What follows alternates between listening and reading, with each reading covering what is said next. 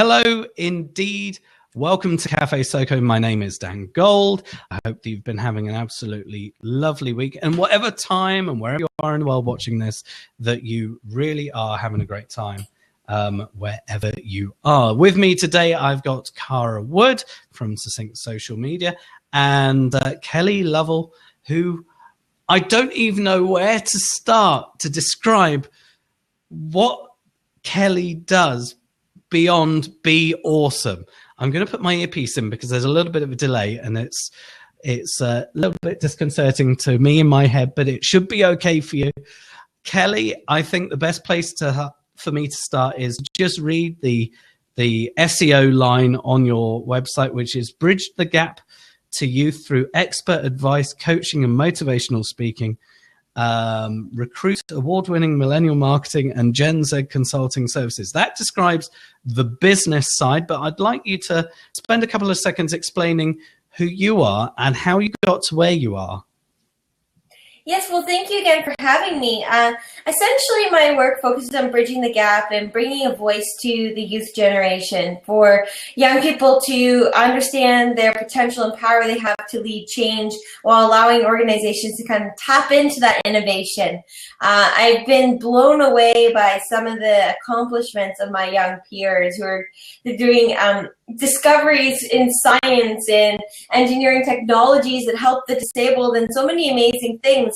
And so my journey started as a young leader myself, working with my peers and realizing that all of these amazing innovations that my peers were leading were going unnoticed, while at the same time there's this discrepancy in kind of the private sector and community that this generation was the me generation and was self-entitled and lazy, and that was by far the opposite of what I had been seeing with my peers. So my journey started in wanting to bring light to those stories, and slowly it transcended from there into businesses that created meaningful connections between the two stakeholders. So what was that, and to use the phrase, that aha moment that you went, oh, I can see this? What was that particular moment? That was kind of in my very first motivational talk. I spoke live for the first time at We Day in front of 7,000 peers at a stadium. Why I didn't do it over coffee, don't ask me. But I decided to do it at a stadium as the first time I shared my story. And when I looked out on that stage, I was expecting to see 7,000 genuine peers looking back at me. And instead, I saw 7,000 like-minded peers who were bubbling with the same passion and energy that I had. But I could see that they also had the same lack of direction and confusion of where to start and how to take things to the level they wanted. And I didn't know at the time the journey this would take me, but that would have been like that shift moment where I realized that that's what I wanted to do. And then from there, I was named Canada's Top 20 Under 20, and I met these colleagues. And I had originally thought some of the things I was doing was great, but when I met these colleagues and we were sitting around and I was learning what they were doing, the bar just got like raised out of the roof when I learned about all these incredible things. It's like, and you're doing this and you're helping how many people? And it was in that moment that I truly knew that, okay, I have to bring awareness to what my peers are doing and bridge this gap. So this is where I'd like to bring Cara in this one. Cara, how did the connection happen between you two? And what was your first impression when you met Kelly and thought, what? Wow. How did that work in your mind? Okay. So I think Kelly and I met about 2 years ago, and we were brought together. And Kelly, you can fill in some blanks too if I miss anything. But we were brought together by someone here in Toronto who is just a really, really lovely person who was incredibly well connected. And he knew that I was working in media. He knew that Kelly was sort of spearheading her projects and needed a little bit of help to kind of launch into sort of social media world. So he put us together and we met. And through the past 2 or 3 years, we've been doing small little projects here. I've advised her on some pieces. She's advised me on some pieces. We've worked together on some larger projects. We did one really amazing project a couple of years ago that involved Staples as well as H&M with some initiatives that Kelly created with them, and then we helped to sort of do the larger social media pieces. But we've just continued to be friends because we like working collaboratively, and then we also, I really enjoy her company. You know, she's absolutely inspiring and just a really good friend. You know, so on the side that we're both businesswomen, the really nice thing about Kelly is she has that ability to build that trust and that credibility, and then, you know, all of a sudden you realize you have a really great friend as well. Yeah, So and we always talk about the importance of human to human, but I rather say people to people, because human to human is just so clinical. When you look at the ideas that come from Kelly and maybe people around Kelly's age bracket, and we're not creating these hard dividing lines because we all collaborate together, we all have different skills, but when you look at the ideas coming from Millennial, Gen Z, the back end of Gen Y, do you think to yourself, that's a great idea, but maybe from my wily experience I can add this? No. Actually, I don't. I guess there, you know, you always have that, you know, the experience that you can only get through living and, you know, seeing things, and, you know, it's almost like rings on a tree. You know, each year you sort of get a little bit deeper and deeper and deeper into your craft or into your business, and you learn things and you have ups and downs. And I think those are the pieces that you cannot ever, you know, just sort of be born with, right? Or just have through reading a book. But I do feel that, you know, working with the younger generation, they have this inspiration and this fire and this push that actually takes me and my ideas and my experience and sage wisdom and even pushes me a little bit further. So I have to say, I think it's a really nice combination. Do you think it's an element of pushing you out of your comfort zone where you've got into this space where you go, I know this works, I know the client's going to go for it, we move to the next stage, this is the next stage, this is the process, and then we just apply it to the next client, the next client, the next client, where maybe there's something to be said that a fresh pair of eyes, and we always like perspective, the external perspective is really, really important, but to have the perspective of someone who's not jaded like we are. Yeah. I'm not saying we're jaded, but you know what I mean? that is exactly it. And also too, you know, I just find that there's Kelly has sort of her finger on the pulse of, you know, what is trending, what is important. You know, I think people in larger companies are a little bit more sort of forthcoming with her. Like the barriers are down and they sort of go, okay, you know, here's a problem I'm having. Whereas I find that peer to peer, like you and I don't really want to tell you that I'm having a problem or that I'm a little bit questioning something. But I will say to, you know, a youth advisor, what do you think about this? Because I'm struggling with it. Kelly, do you find that you sometimes get doors, you know, people will be a little bit more open with you? I do find that you're right. There's a different peer-to-peer interaction, and oftentimes they'll come up and it'll be something where they've been debating about it for so long, and they just need that second opinion, but there hasn't been access really to get the candid opinion. All they have to refer to is statistics and research, and a lot of that research goes back to 2010 or something when the last census was done, so it's not really relevant. So I do feel that it does create a different dynamic, and I think that you really hit on a point where this generation, it's about passion. I think what's really different is passion is contagious. And I think that young entrepreneurs particularly are bursting with that passion because that's that's their guiding light. That's really what is driving them to take on so much so early on. So you do have that kind of infectious energy infused into their work, and you can't help but kind of get drawn in a little bit sometimes from that, which sometimes, I guess, in the corporate world particularly could be a refreshing energy, because we used to have that, but we've kind of gone up the ladder. We've gotten, like Dan said, used to what we're doing to a point where it's clockwork, and we forgot the thrill of the work that we're doing. So, Kelly, just on that, do companies fall into two spaces? One, those that are willing to try things after they've spoken to you, and the others that are maybe not convinced and go, well, this is the way we've always done it. This, is tried and tested. And what's the next stage? The next stage of success, surely, with those is converting them, because converting people who are already convinced is a straightforward process.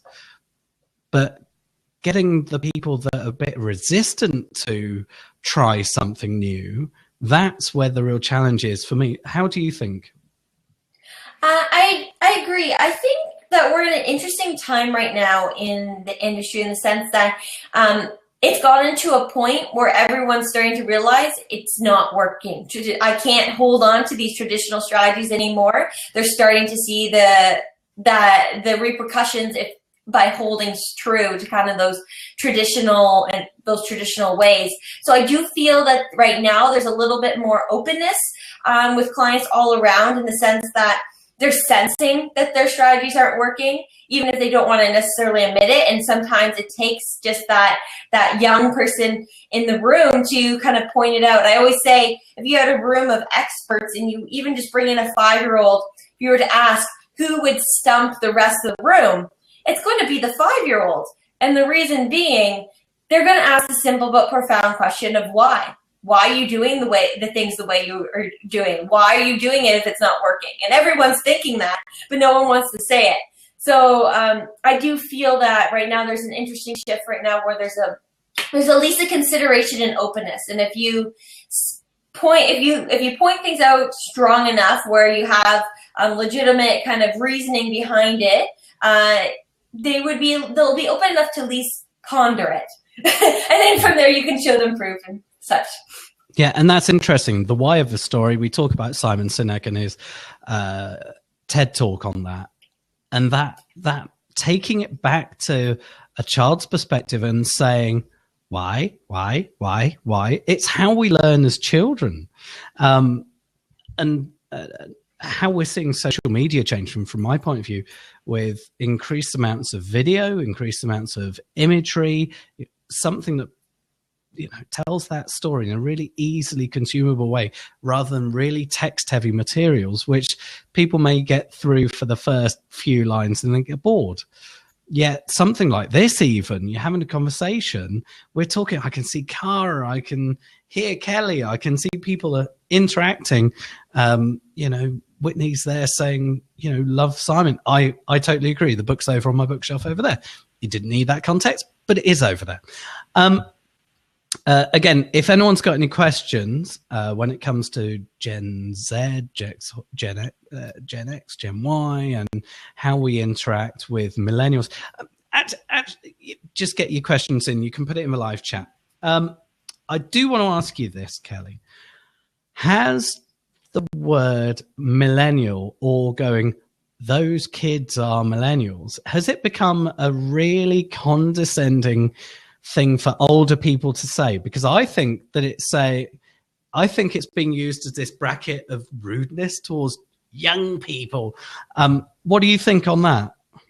Well, it's interesting enough. We were talking about this earlier. I think in some sense that youth are not all millennials, and I have some very interesting conversations with CEOs of even Fortune 500 who I'll talk to them about millennials, and they're like, oh, we don't have a lot of millennials in our workforce. We don't even consider this. And I'll be like, what is your definition of a millennial? And they'll be like, oh, maybe born 1995, 2000, probably more likely and above. I'm like, those are Generation Z. Millennials are almost 35. I can guarantee you have millennials in your workforce. Our perception of millennial, I think, is skewed in the sense that we've gotten used to just referring millennials as youth. The youth generation, for the most part, when we think of youth, we think of teen, and teen is not millennial. So I definitely think there's some kind of coaching and knowledge gaps there in terms of what we perceive millennials of as well. When it comes to introducing Kelly to one of your clients, Cara, how does that normally work? Is it that you identify the need first, or the client's going, I don't know what to do, I'm really in a frustrated space, what do I do? Get Kelly to come in. How does that dynamic work?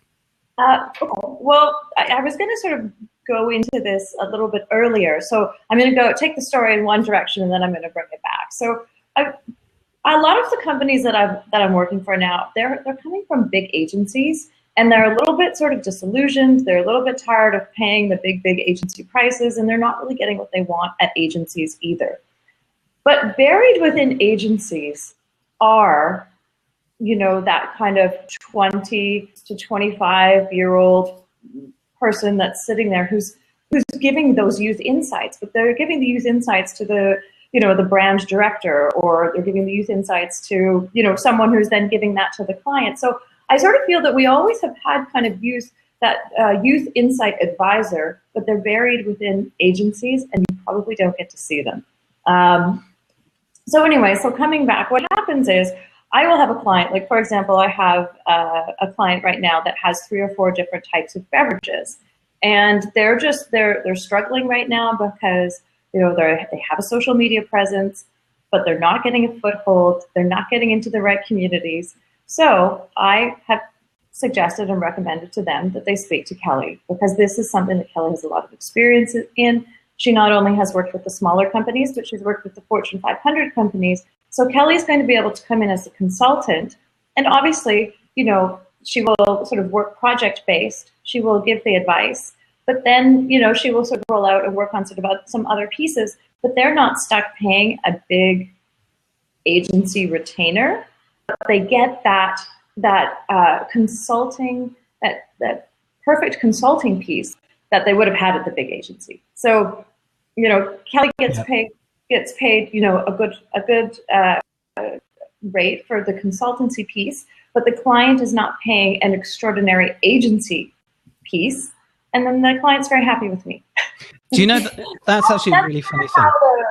How we do it? Yeah, so that's a really good point, because how many times I've worked with agencies, whether they're multinationals back in London, or online via people in New York, or whoever they've been, and they've gone, I had an eye-opening moment last night. I sat at my kitchen table and I was speaking to my child, and they said whatever it was. Now, if you add experience from knowing the marketplace, if you add someone who's really good at interacting with that generation, and someone who can interact and be that connective tissue to be able to communicate that to the agency, then everyone's going to win.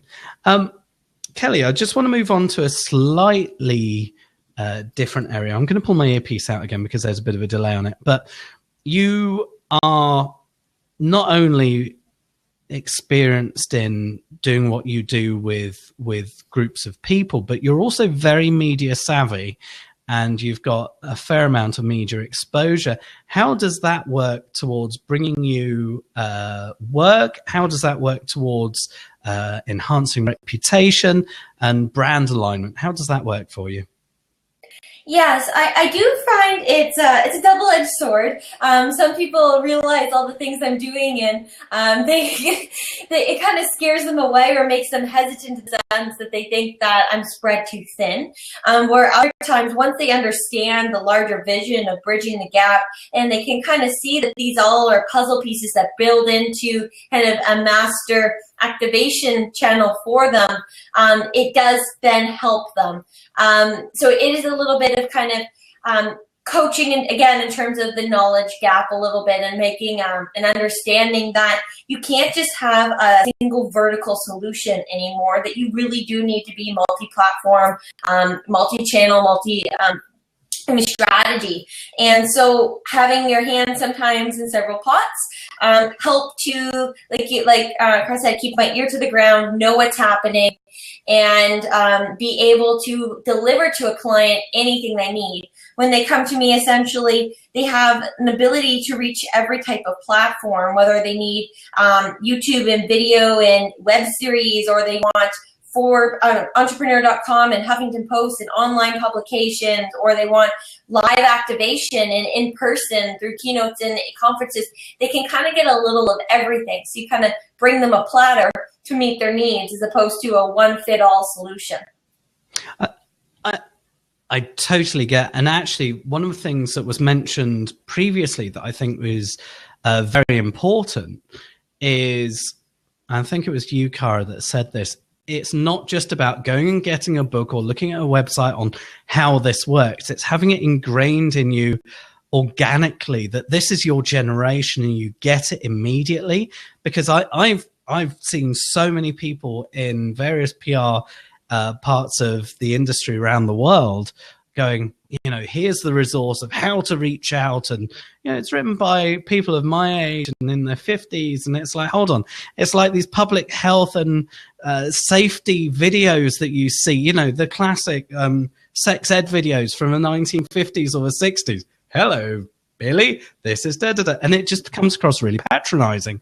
And to have someone like Kelly as a resource is just absolute gold. You can't fake being genuine. No, absolutely. It's funny. My husband and I had this exact conversation the other day, because there was something in the newspaper about, let's just say something in the newspaper about millennials. And he said, Cara, do you remember when, we were, that youth generation, and we were called Generation X, and there was something that was written in the newspaper about us, how ridiculous it was? I'm like, good point. He's like, that's the exact same thing that's happening right now. When it's being written in the newspaper by another generation about a certain generation, the facts are usually wrong, the sentiment is usually wrong. And I had an aha moment. I went, yeah, exactly. That's why, I really enjoy having Kelly on my team, and as a consultant even to myself, because she will put my thinking sometimes into perspective, because I already have, I have my preconceived ideas, right? Because we all do.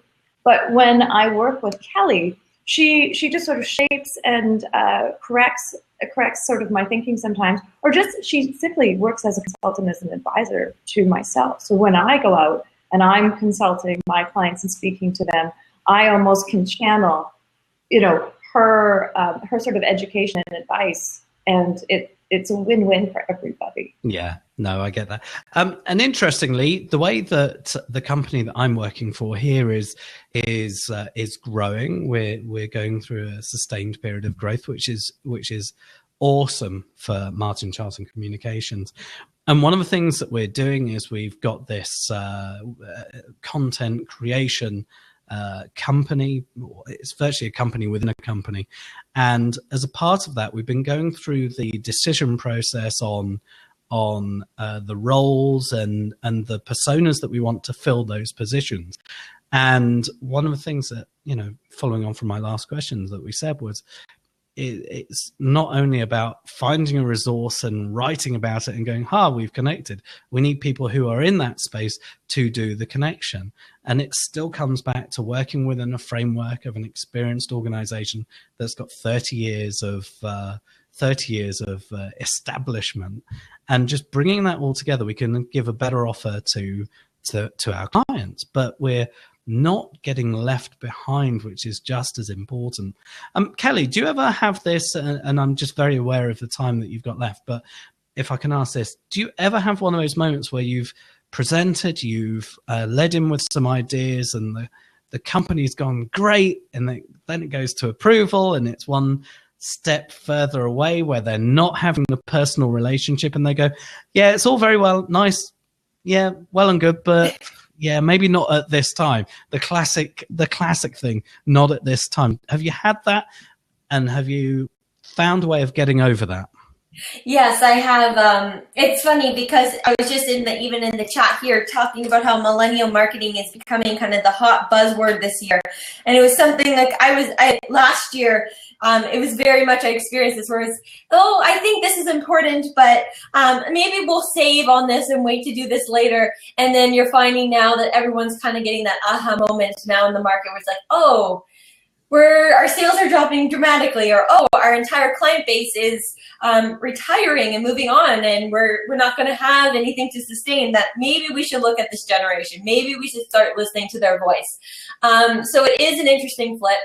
Speaking to kind of the point earlier of the dynamic of kind of looking to more of an authentic youth voice to bring into a boardroom or a company is one thing you do get with kind of your standard kind of bigger box agencies is they will say that they do youth marketing and they'll consult on research and things like that, but you're always going to get second or third hand feedback. It's let me talk to my youth team, and they'll have a team of campus reps or something like that, but they have to then do a separate focus group, gain that information, then come back to you a month or maybe several months later with the information you need, where you can instead get someone, what I call bring the youth into the boardroom, get that candid feedback right away, and talk to someone who's literally in the pulse and is your generation, but then is also connected to peers to get that peer feedback too. So it's not because even if you do get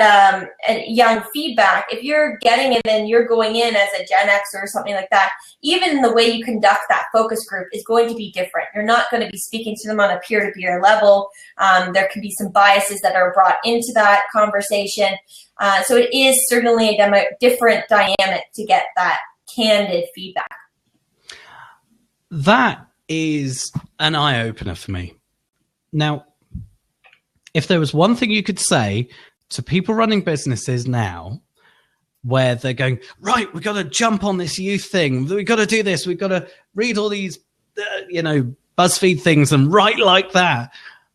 Is there a thing to say, hold on, stop, step back, ears open first? Is there a way of kind of tempering a company before they go, we've got to go youth, we've got to youth? Yes, I think there is kind of this discrepancy that we think in order to connect with youth, it means social. It means social media. It means being everywhere. And I have to say that that's not necessarily always the best strategy. And just going for youth necessarily isn't your target market. There might be a subsector. I was working with a credit union and they came to me for youth marketing. They're like, we need the youth demographic. All of our credit union, our clientele is like 50 plus. We need to get kind of the youth client market. And what we learned from them though, is that they're not ready for the youth, the student demographic. There's too much demand of changes they need to make in order to be that youth ready. What we learned with them is that they have a great kind of what we call sandwich transition generation with the older millennial segment, and that they could target that segment and eventually move into the youth student segment. But the strategies they use from that are not going to be just be everywhere and go on Snapchat and things like that, because these older millennials are not necessarily on those platforms, and that's not the best way to reach them. So I do think, yeah, there's some coaching in terms of it's not just immediately, oh, I know what to do, let's just go on channels, and there is some levels of strategy depending where and who you need to target within the youth demographic. So the transition is absolutely key, and you can't jump from going for 50s plus to suddenly going to teen to early 20s. You've got to take account of those people. I love how you say older millennials. It just makes me feel older because I'm the one before them. I'm going to give up. This is something that concerns me to an extent. When brands are trying so hard to reach out to youth and youth, millennials, etc., is there just the mentality to go, okay, we now know we need to target this audience. We know we need to pull someone in to just go, okay, instantly here's 50,000, youth people to buy into our product. Is there an arrogance that says, yeah, if we do this, it's immediately going to happen? And what advice would you have for a company to manage their expectations on what realistically they can gain from learning and educating themselves to how to transition? Understand that you need to be authentic. The key, if you take away anything from this, is to have an authentic voice. This generation does not want to be spoken to. We want to be spoken with. And the more assumptions you make about us, the more you're speaking to us as opposed to with us. So I would say don't go in with your blinders on, like, oh yes, we know this youth generation. We've done this small focus group and we got amazing feedback. Not all youth are the same, and I can guarantee you that they're the ones that are most vocal that you've probably connected with aren't necessarily representing the generation's ideals as a whole. So I would definitely recommend being authentic. Reach out to youth and let them co-create your strategies with them. The more you involve them in your brand and in your process, the more you build that relationship with them, and that authenticity will come naturally. So definitely avoid making assumptions. Cara, I'd like to hear a few words from you on how Kelly has changed the way you work. Oh my gosh. Okay. How has Kelly changed the way I work? Well, I approach every client with the sort of mindset that I will probably be bringing Kelly in at some point, because I feel that, I will take the social media strategy to a point, and I understand, the logistics and the planning and creating a content brief and getting all the information from the client. And then we build out the campaigns. And it's always in that part where it's like, okay, well, we know what we want to say and we know what we want to send out, but how do we actually create this message so it gets into the right communities? So there's that sort of formula of, how do we identify the right communities and how do we create the campaigns to go into those communities? So that's when I will bring Kelly in. And usually, I will have an idea, and it will be a good idea. I'll be like, this is where we're going to go. And I'll bring Kelly in, and it's almost as though she just adds that special sauce to it. Kelly, I'm probably, you're probably very flattered by all of this because I haven't actually said any of this to you, but, she will come in and she will just sort of elevate it to that part, that piece that makes my client incredibly happy, right? So they're getting something that they wouldn't have normally got anywhere else. They just go, right? What I had delivered would have been really good. But when Kelly comes in and just tweaks it a little bit, they go, oh, that's really good. Okay, thank you. So how has she changed the way I work? I guess working with her as a consultant and just having her on board, it's just like building that extraordinary team, right? You have that dream team. So I feel very honored to have her as both a friend and a consultant, and somebody that I could bring in on my projects. So does that answer your question? It does. You make me blush. Thank you. Yeah. And I wish I had larger projects to work with her on, but we have to be patient, right? It's so nice to hear when people really interact with each other, and just we're in this open forum and you can say it as it is, and it's good that you both like each other, so it helps. Yeah. We work independently too. She works on her projects, obviously I work on mine, but we have a very nice, and I think this is always the case, right? It's relationships. We have a very good, we're very respectful of each other's work. And it creates a nice working environment, right? So Kelly, if people wanted to find out where you're from and what you're about, just send us the info. How do we do that? Yes, you can definitely connect with me on Twitter. I see some of us are already connecting. Kelly A. Lavelle That's Lovell. And my website, all my channels are all the same, kellyalavelle.com. I'd be pleased to connect with everyone, hear their own thoughts and the gaps that they're seeing in their industries or the solutions that they find are effective, and happy to have a conversation of the power of youth. And Cara, for people to get in touch with you and find out more information, where on earth do they go? Well, you can go to my website, which is www.succinctsocialmedia.com. I'm on Twitter at a continuous list. And a continuous list is because I'm always sort of adding different things to sort of my job title and job description and things that I'm interested in. So that's where that came from. And please feel free to connect with me on LinkedIn. I'm under Cara Wood and Succinct Media. And I hang out a lot on Google Plus still, which I know a lot of people don't, but it is a layer of Google and it does help with your search engine results. Just before we finish, I can see Vernon, my former London next door neighbor, on this call. And Vernon's a very smart cookie. He's been writing a book, and he's I think a marketeer and sales. I hate to use the word guru, but that's where I'm going to go. You went there. I did. I'm sorry, Vernon. And the question that I often get asked, and we talk about people-to-people connections.